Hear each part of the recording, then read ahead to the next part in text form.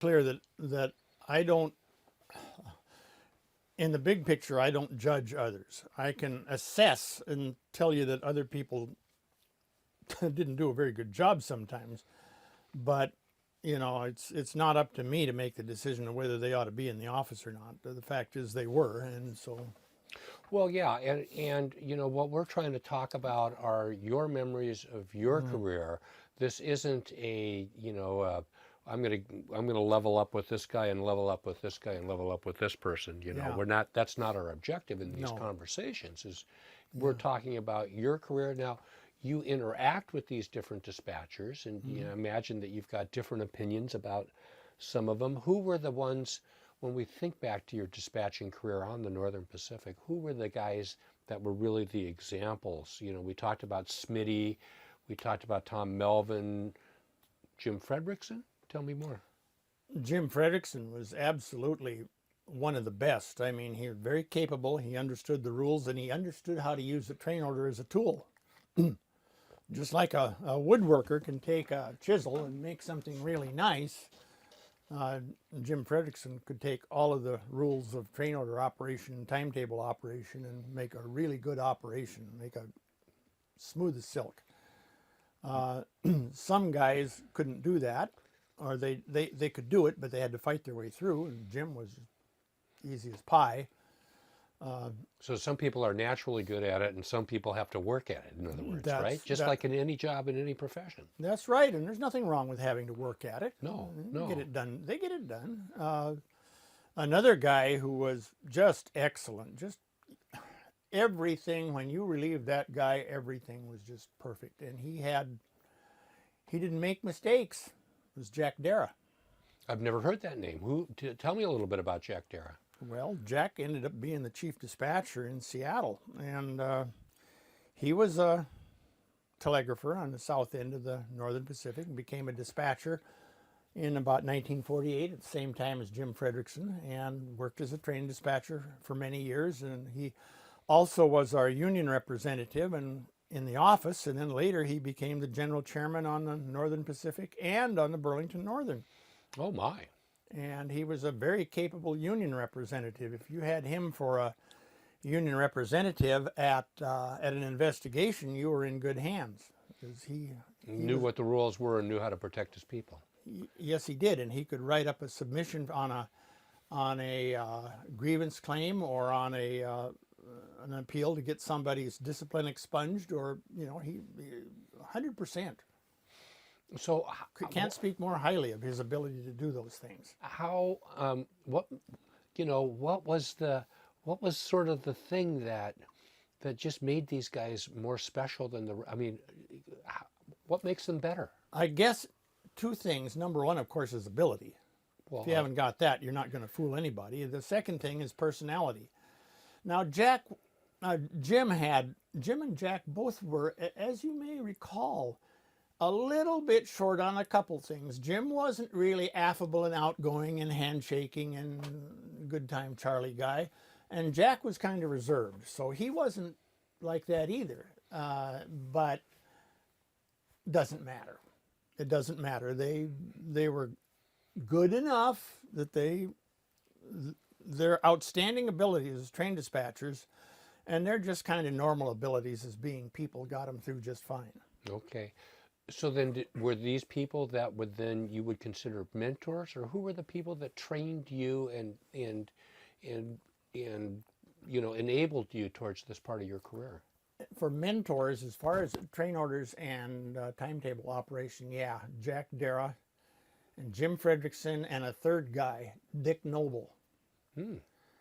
Dick Noble was an old-timey dispatcher off the Tacoma Division. His dad was the conductor noble in the railroad magazine Wanderlust stories by a guy named Maxwell Swan about the early days of the Milwaukee.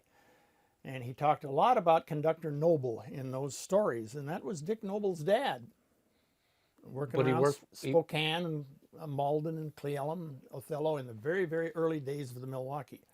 So then, his dad was a Milwaukee guy, but he was an NP guy. Yeah, It just happened to.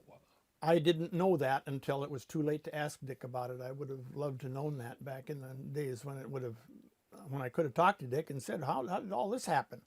I know that Dick had a soft spot in his heart for Milwaukee Railroad and Milwaukee crews. He gave them good handling when they were being handled on the Northern Pacific, but I didn't know about the About his connection to dad. his father. Okay. And Dick would exhaustively go over, when he was training me, the rules in the rule book for train order operation. He spent a lot of time with me on that. Very patient and very good and very educational, very able to impart what he knew to me, pass it along. And just a nice guy. Dick was just always nice and pleasant.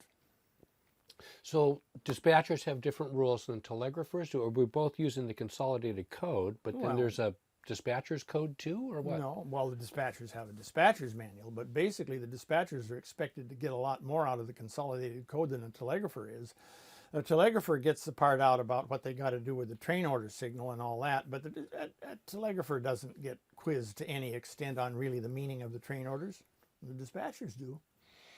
Oh, well, as a telegrapher, your job is just to copy it and hand it to the crew, right? Copy it correctly and hand it up. Yeah, Yeah, correctly. That's always an important term, you know. you get it right and do your job correctly. But as far as the meaning of the train orders, no, telegraphers didn't get asked too much about that. No, that was more of the dispatcher's job and responsibility than to manage that as the trains are moving across the system. Yeah, the dispatcher's manual contained a lot more caveats about things to look out for and things not to do. Like what? Well, they told you, for example, not to issue an order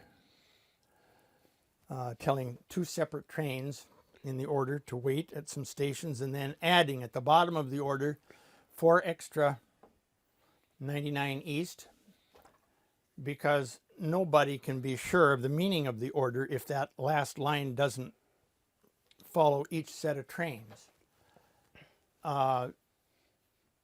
in the wording of the order. And they would tell you to be don't permit the use of incorrect terms. Don't let people say main line when you mean main track. Don't say passing track. Use the term siding. Don't use, if a train is running as extra 1350 east, but he's number 603's train, don't call him 603. If he's an extra, call him extra 348 west. Stuff You like can call that. him number 603 when you're just talking to the yard office about what time is 603 going to get out of there today. But you can't call him 603 in your conversations, and especially in train orders. You designate them correctly. Designate them correctly. So, one of the things we were talking about in our last segment that we never really got around to was working at Spokane Street as a telegrapher. Now we're back to telegraphering.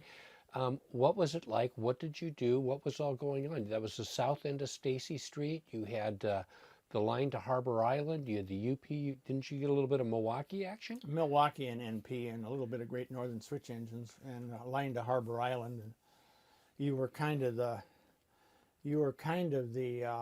throat that everything passed through. You were the pinch point where all the Pacific Coast and Northern Pacific and Milwaukee trains passed through in order to get to where they were going or to get back into their yard. There's wasn't that an interlocking? It used to be a lever plant. By the time I got there was Buttons buttons, yeah, or switches, or levers. I mean, little levers on a board. on a board in that little brick building right there on Spokane Street, hence the name. 1601 Colorado Avenue, I think. was the address. 1601 Colorado Avenue, but they call it Spokane Street because it bordered on. Yeah, right. It was a junction of Yeah. Colorado and Spokane. Maybe it was 3601 Colorado, but anyway, yeah, it had a street address, Colorado Avenue street address for the building. I remember that. And you would only see maybe a couple million trains a shift? Oh, maybe a dozen at the very most. Okay. There's one word to describe working as an operator at Spokane Street. Boring. Now, why would it would seem like that would be interesting? Why is it boring? I didn't expect that. Same thing. Same thing every day. No variation in anything. Some switch engine has to go out to West Seattle. Um, You wouldn't give them an order. They're your yard limits, right? just yard limits. In fact, you don't even have. I don't believe you even had to give them a signal. I think they just they just had their own track that went out there. All of the Pacific Coast in Milwaukee and NP trains had to go through your plant, and you had to line them up. They did it at the same time every day, Okay. practically the same engines and the same crews. I mean, it was just so predictable, so predictable. I mean, one size fits all there, and it was just, And you like variety. well, I like things to not be the same every day, yeah. Well, yeah. And worst of all, you had to control the crossing signals. You had to turn them on and turn them off Oh, for the grade crossings. for the grade crossings, and Oh. that was serious stuff. In fact, it used to irritate me to no end. These trains would come back from West Seattle, and I think they'd cross over Spokane Street. And the first you knew about it was maybe when you'd hear them whistle or something. They're almost to the crossing. You don't have those crossing signal lights on. Because they'd be coming east, and they hit Alaskan Way, and then they'd blow for the signal, and then Yeah. you'd need to. Yeah. Now, did the Great Northern go out to Harbor Island? No, but the Great Northern made switch and transfer moves down to the diagonal Y, and used NP or Pacific Coast tracks. Yeah, used Pacific Coast tracks to get out there, and they also went up Fifth Avenue, which was the UP line. Okay. They somehow went out to Argo and went over there. It's all stuff that I didn't really care about. They were switch engine moves, and I just didn't like working there. Now, but you also worked at some of the other Northern Pacific interlockings around town, right? Did you work at South Portal, North Portal? I worked at North Portal a little bit after the merger, but South and North Portal before the merger were King Street Station positions. Those operators were King Street Station personnel. NP or Great Northern couldn't work them until after the merger. Then they came in with us, and we were all on the same seniority list. So, but when we talk about the merger, we talk about GN, NP, SP&S, CB&Q, and Pacific Coast.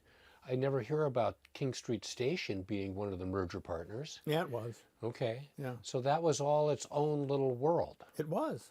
And so those would be, well, I can imagine those guys probably didn't like the idea of getting merged in, did they? Well, no. Of course, they were, relatively speaking, most of them had a lot of seniority. I would think so. Those were like popular places to work. Yeah, they were able to hang on to their jobs. They didn't have to worry about interlopers coming in from outside and bumping them, because most of them had enough seniority to hang on pretty good. One guy did leave there and go out and work a job at Interbay on the former Great Northern. That was Dave Talbot. But basically, they were all pretty secure in their positions. And they just stayed where they were at North Portal, South Portal. Yeah. And they had lots of trains, and they had lots of variety. Yeah, they did. They had a little bit more variety than Spokane Street. And they got, especially at UD, you got to visit with all the train crews. They'd all come in, pick up their orders, and sign the register or whatever. Yeah, God, I got to remember now, which one is UD? that's South Portal. South Portal, okay. Union Depot. Union It Depot. wasn't really the Union Depot, because the Union Depot was the other railroad's depot. No, but that's a trick for remembering. So going south, okay, so Spokane Street's an interlocking. Where was your next interlocking at? Reservation. All that way? Mm-hmm. Oh, okay. Because everything at Argo would be UP. That's UP. Mm-hmm. And Black River, of course, you didn't get involved in Black River. Black River was UP also. Mm-hmm. Okay, not Milwaukee. No. Okay, Milwaukee had their own station right at the crossing, right at the place where they crossed up until the Depression. And then they wired that all up and hooked it into the UP tower so the UP operators could remotely run it from where they were. and nothing at Auburn, and Nope. so Reservation would have been the next one. Okay, all right. The reservation, there's nothing boring about that place. It kept you going all the time. What made that more fun? Oh, just all the interaction. You had UP trains coming across the bridge from Tacoma Junction, and you had Great Northern trains, and some of them wouldn't need to go into their yard. They could just go by on the main line, and others had to stop and hold the main, or if there was something coming behind them, sometimes you'd have to chase the whole train into their yard, and they didn't like that. And then there was all the NP trains coming out and going places, and you could even watch the Milwaukee trains go by overhead on that. On the bridge. Yeah, Yeah. yeah. I mean, So, you know, it kept always somebody doing something there. then south of reservation, where's the next internet? Is there one? Well, let me think. No, not really. Not until you get like to maybe, well, Portland, of course, that'd be us. Vancouver. That's yeah, not re- and that's an SPNS job. And the next one, the next real interlocking, would have been North Portland Junction, where the UP trains come out from their yard at Albina and hook into the SPNS. But that's SPNS, so Yeah. that's a whole different Yeah. ball of wax for a whole different day. Right. Yeah. Yeah. So, so then you trained as a dispatcher, and then you were working the dispatcher extra board, and then we lost Smitty and Tom Melvin back to back, and then that gave you a chance to work on a more regular basis as a dispatcher. Yeah, full time on the graveyard shift on the double track north. What year was this? 1968 September. September 68. So when we did the train sheet presentation, that wasn't that July 4th and 5th of 1968. So you were the extra board on the mountain division that day. Now, Yeah. those train sheets didn't survive?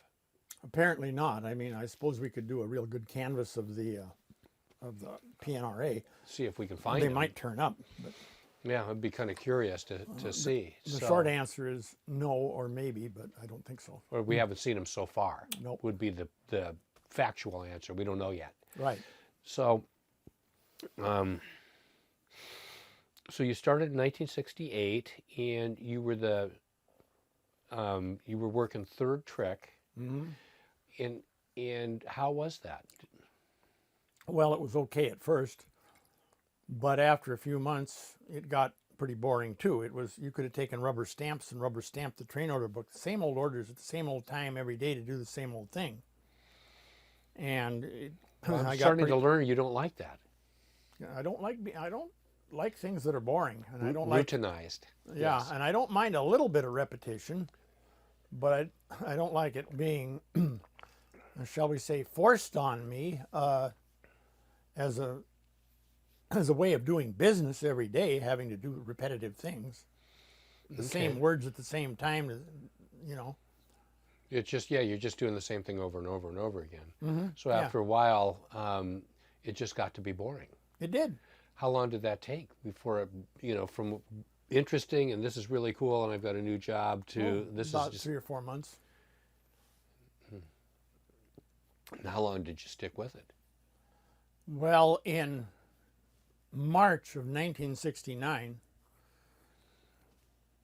which to answer your question is roughly about 6 months, I found out the Great Northern was going to hire firemen, or had already started hiring firemen. They didn't have firemen. You know, they got rid of all of them about 5 years before that. And I thought, if I can get over there and get hired, I'll be one of the older firemen. I can take my pick of firemen's jobs.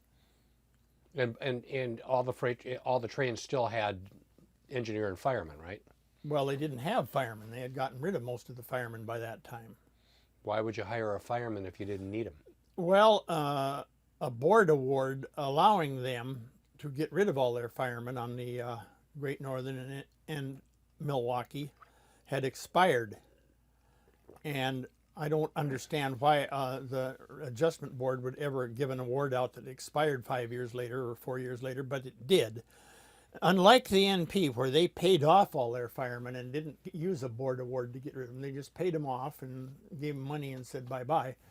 The Great Northern and the Milwaukee let this board award kick them off the property. And to the Great Northern's credit, they usually hired them back as brakemen or gave them another job somewhere. Right. They hired a few of them back as firemen, but not very many. Well, this board award expired, so now they have no protection against not having to hire them, plus the fact they're running out of engineers. So they basically hired a whole bunch of firemen, and it was the on-the-job engineer training school is what it was. as being a telegrapher is on-job training to become a dispatcher subsequently. Exactly. Is a promotional kind of thing. So then, so it appealed to you because it wasn't boring? Yeah, it wasn't boring. Or at And- least you thought it wasn't boring. I mean, was the grass greener, truly? Oh yeah, or- yeah, yeah. It Okay. wasn't boring. It wasn't So boring. then, what did you do? Go into Jim Fredrickson and say, Jim, this is boring. I want to be a trainman? No, Jim was long gone by that time. The chief dispatcher was still Chuck Stillman. First, I went over to the Great Northern and talked to Dan Smart, the master mechanic, and he hired me. And I told him, well, I'm still employed by the NP as a dispatcher. Now I got to go back over there. So I go back over and tell Stillman, I want to quit. I'd like to go to work for the Great Northern as a fireman. So I'd like to resign, and I'll give you, your 10 days notice. And Did He said, people look at you like you were crazy? oh, a little bit, not so much. He said, well, why don't you let me give you a 30-day leave of absence? You can go over there and try it out, and if you don't like it, you'll still have a job here, which I thought was pretty decent of him, and he did. And I went over there and worked, and at the end of the 30 days, I decided I wanted to stay over there, and I went back and told him that, and he says, well, are you sure? He says, I'll give you another 30 days. So he did, and I went. At the end of the next 30 days, I wasn't quite so sure. So I went back and I asked him again for another 30 days, and he wouldn't give it to me. So I gave the Great Northern, I laid off and went back to work for a couple of weeks on the NP to give him 10 days notice of resignation, and worked those 10 days, and then that was the end of that. I went back to the Great Northern and worked as a fireman until the following spring of 1970. Spring of 1970. And I can't think of anything interesting that happened in the spring of 1970. Well, there was the merger. Oh, that's right. Yes. Yes, that's right. Wasn't that nice? So, but being a dispatcher and then going back into train service, that seems like, I mean, was that a normal career path for people? No, not then. Today, I've seen several people that have done that now. There's quite a few more people have done that. Mm-hmm. One notable guy that a lot of people know is Craig Willett. He had been a dispatcher on the Milwaukee in Ottumwa, Iowa, and he went and became an engineer. But we're digressing. I mean, I could name a lot of guys. Anyway, that's what I did. And I didn't find the fireman's job boring at all. I worked with all kinds of different engineers and all kinds of different territory. Learned how to run an engine. And that was, well, driving an engine's got to be fun. I mean, you know, Jack did it till he was 70. Well, yeah, it was. Some people didn't like it, Some of those guys would go hide out in the yard. They didn't want to work out on the road. Oh, just bash boxcars around in the... Slowly bash boxcars around in the slowly yard. bash boxcars. Follow the switchman signals. You but- follow the switchman signals. So, but Jack, as interestingly, he started out in train service, and then he went into management, and decided he wasn't making any money, and went back into train service, That's right. and lived happily ever after. A lot of those guys they became road foremen of engines or something, or train masters, and then they look at my seniority date back there in Podunkville. Why, I'm almost the oldest engineer there. I could work any job. I think I'll just go back there and do that and make a lot of money. And And they just find some nice, quiet local to work on, and you're home every night, and Yeah, this kind of stuff. or be on the passenger train, go driving through your hometown at 90 miles an hour and waving at all the girls. Yeah, I'm whatever. So speaking of that, whatever happened, we talked in our first segment today, we talked a little bit about your love life in high school, and you didn't have much time for that. So where's your love life by now in 1968? Well, I wouldn't say it was in the toilet, but I was still single. But, I just dated various women. Had a few flings with a few of the railroad employees that I worked with. Some of them worked out and some of them didn't. And, it all came to naught. They either eventually didn't like me, or I didn't like them. That's just the way things go. But wow. After I became a fireman, Yeah. that's where I discovered one of the best job I ever had, but the worst mistake I ever made. because okay, now you well, don't have any social life. because you belong to the railroad. You belong to the railroad. You don't have days off. You don't have, even on days you work, you don't know what time you're going to get off work. The next day you don't know for sure what time of the day you're going to start. Maybe on some of the jobs you do, but you still don't know when you're going to finish. You can't make a date for next weekend to, go see Jethro Tull at the Coliseum. You might have to work that day. Jethro Tull at the Coliseum. Well, Yeah, no, I'm of that era. I remember Jethro Tull. It's one of my first albums. Well, okay, but you know what I'm saying. Yes, I do. You cannot make any of life's ordinary plans. You can't do it. Well, You can go out and have a lot of fun running the trains and being an engineer trainee, but you're not going to have much of a social life. right. And I know when I visited my friend that's an engineer in Billings, he said, "Well, I'm going to lay off tomorrow, and we can go out and take train pictures." And I thought, "Well, this is just great." But I got to work today. I'm on call today. So they called him, 11:59, 1 minute before his day off. Right. And then he was out loading coal all night. And so then he gets off at like 9 o'clock or 10 o'clock in the morning, and he's been out, filling coal hoppers the whole time. No condition to. Yeah. So, Yeah. Then with the Great Northern, Stevens Pass. Oh, Stevens Pass in Vancouver, BC. Made trips over the NP to Portland. Okay. When I was on those trains that go into Portland, they when they'd get a red block, at a control point in CTC that had just been installed, instead of the brakeman going to the phone like they usually did, they'd send me, the fireman. I was their secret weapon. Now tell me more. I kind of know where this is going, but Well, they all knew that I was an ex-NP dispatcher and that I was friends with all those dispatchers, and that when they found out that I was on this train, that they thought, give it better handling. we show a little mercy because it's one of our, One of our guys on there. Yeah. And Dave Sprau's on that train. Yeah, Dave, let's see if we can get these guys moving. So they'd send me down there to the phone, and I would get the instructions about proceed at restricted speed to the next, or whatever the instructions were, and take them back and tell the engineer, and away we would go.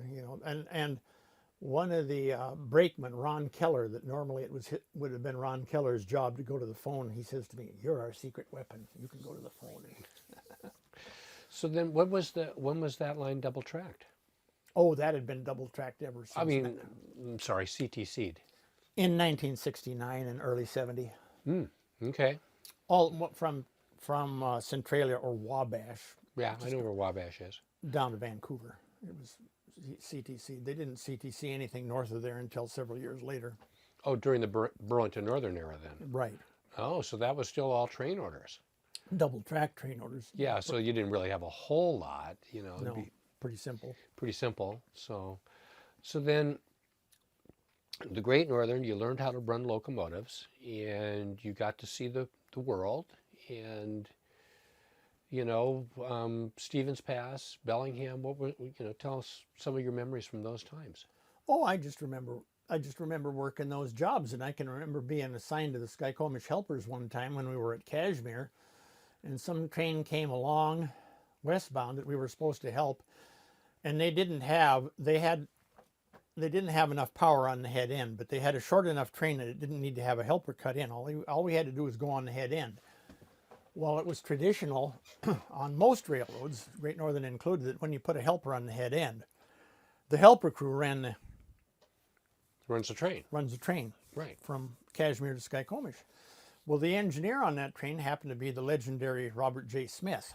I don't know the legendary Robert J. Smith. Tell me Well, more. you need a crash course, but I can't give it to you. Let's just say he was the Jack Christensen Of the Great Northern. of the Great Northern. And by the way, after the merger, they became very good friends. Oh, okay. He was the Jack Christensen, only he was a little more technical than Jack. He made up charts of tonnage, and he made charts of how weather would relate to diesel engine operation. He was a very technical fellow, and he was also very exacting, and he could be a little hard on his firemen. How can you be hard on a fireman if it's a diesel? You can be hard on the firemen if it's a diesel, if they're not paying attention, or if if an engine conks out back there, you Oh. tell him to go back and get it started, and you better not come back and tell him you can't. It won't, you know, some lame excuse for why it won't start. Because if he goes back there and is able to start it and you couldn't, you're in for a You get an investigation for that. well, no, not that. But Well- I mean, you're in for a serious lecture. Or if you forget to tie a handbrake after the, you know, and the engine didn't roll away, but it's discovered that you forgot to tie a handbrake, you get a good tongue lashing for that. I mean, or they can just be difficult to work with and not let you run, and or make snide remarks about how I don't need a fireman, and it's, you know, I was making an extra $4 a day for working without one, and you're costing me money, and stuff like that. Oh, well, you know. But RJ wasn't that way. He just wanted you to do your job. Anyway, all he needed to do from Kashmir to Skykomish was go sit back on his engine and read a book if he wanted, because the helper crew was running. Instead, he came up on the head end and let me run the engine. Oh, I mean, my engineer was Wayne Williams. He let me run the engine. okay. But RJ stood there and very nicely, very kindly, because I'd never handled a freight train on the head end over the hill. Oh, I'd never done that. I'd done other stuff, but Yeah. hadn't done that. He says, you're going to get your lesson today. And so he did, and he taught me real quick there a whole bunch of stuff. Just very, very, you need to give it a little more here. You need to lay back a little here, you know. that type of thing, yeah. Or more likely just, you know, now up ahead here is a 10-degree curve, and it's going to bind a little bit. So just as soon as you see that ammeter start to climb, you know, you're usually in notch number 8 anyway, but as soon as you see that ammeter start to climb, give it a little sand. Or, you know, Stuff like that. stuff like that, yeah. Yeah. And especially after you enter the tunnel, you're starting uphill and then you level off and then you start downhill. When to cut back on the throttle and when to apply the dynamic brake and air and how to combine the two of them. And they're little helpful hints, just very nice. And I remember that trip, and I can remember, you know, trips to Vancouver, Canada, going by what we used to call Teddy Bear Cove. I'm familiar with Teddy Bear All the Cove. girls would wave at us. One time we lost our air, and I got down off the engine. I wasn't going to go over and talk to them or anything, but I got down off the engine to do an inspection. Hell, they all ran the other way. I mean, they'll wave at you at Teddy Bear Cove as long as you're moving. Right. They don't want nothing to do with you if you No, stop. no. That would And be, you know that's. yeah. I mean, that's understandable given their circumstances. Oh yeah, sure. You know. I'm just saying.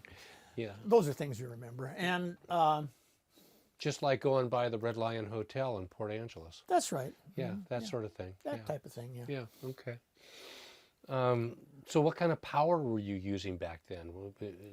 Well, Great Northern had gotten their second generation power, and but they sure had a lot of those old F7s and F3s and F9s around. They were the ones we had on the south end and on the line to Vancouver. They were junk. They had absolutely wrung the last mile out of those things. They burned out all their dynamic brake grids or didn't have them to start with. We didn't get very good power on most trips to Portland and on all the trips to Vancouver. We had the absolute bottom of the barrel for power. So as a result, engines were always dying, and you were always having to go back and stick little wooden wedges into relays and stuff to make things work. I learned a few little tricks then you couldn't even employ now because everything's solid state. Were the F units really that noisy? Jack always complained that the F units was what ruined his hearing. No, I don't think so. I mean, yeah, I would agree with Jack that they're noisy, but they're not. They didn't ruin my hearing. Steam is quieter? No, steam is noisier, but well, you can't. It's hard to get near the parts of a steam engine from the cab that make the noise. You can't get near the drivers. You can't get near the pistons and cylinders. Yeah. And if you're on the ground, it only takes a second for them to pass by. Right. So yeah, steam is quieter in that way. It isn't. Your exposure to the noise is less on a steam engine in most cases. Okay. So the power was, other than going over Stevens Pass, the power was generally junkier than the NPs? About the same. Oh, you think? Yeah. Yeah. About the same. I think I would have a hard time discerning between the two. Old power is old power. Okay. And I think the diesel crews at Interbay And the diesel crews at Auburn, even though those guys after the merger didn't like each other and didn't get along very well. Oh, really? No, but I think they were just about as dedicated as far as keeping things running. Yeah. But you can only do so much when that stuff gets old. Oh yeah, no, yeah, and the stuff going, and then it seemed like it was always the same locomotives going to Vancouver every time, right? They were Canadian commissioned. They had paid some kind of a Canadian excise tax on them or something, so that there was no duty paid to pay on them for crossing the border. I don't know if duty is the right word or not, but I know if you use an engine that was not Canadian commissioned and you crossed the border with it, you paid, I think, a one-time fee that was a little bit high. Didn't it have to do with radio licensing too? No, I don't think so. If it did, I'm not aware of that. Oh, okay, okay. I don't know why that popped into my mind. I thought, to go into Canada, it had to have the radio had to have a license for the Canadian version of the FCC. No, the Great Northern basically got Canadian permission to use that frequency. Oh, okay. And they had a requirement that you had to use station call letters instead of the station name. To call New Westminster Station, we had to call CJN 253. We couldn't say calling New Westminster. CJN 253? Mm-hmm. How does that compute? I don't have any idea. Okay. I think Vancouver was CJN 282. I could be mistaken entirely about that, but I do know that CJN 253 was New Westminster, and we couldn't use the station name. And White Rock had no radio, but if they had, I'm sure it would have had Something like that, yeah. Yeah. So then you were working the internationals? No, I never worked those. I worked 711 and 712 and freight trains that went to Vancouver. Did they go all the way into Vancouver, or did you only go to New West? Oh, no, we went all the way into the Canadian National Depot. Oh, okay. And then interchange with the CN there? Or? Mm-hmm. Yeah, okay. It was our track. We owned the track from the Fraser River Bridge into the junction that went into the depot. We used to have our own Great Northern Depot right next to it. And then they combined it into the CN Depot Yeah. after World War II? In about 1958. Oh, that Combined late? them, yeah. Oh. I can remember riding up there just as a passenger and going into the Great Northern Depot. Who were some of the guys that you worked with at the Great Northern? All of them. Well, I mean, I mean, who are some of the people that stand out one way or the other in terms of your memories? Cut. Let me go get my time book. Careful, careful. Oh my. I'll read off some names.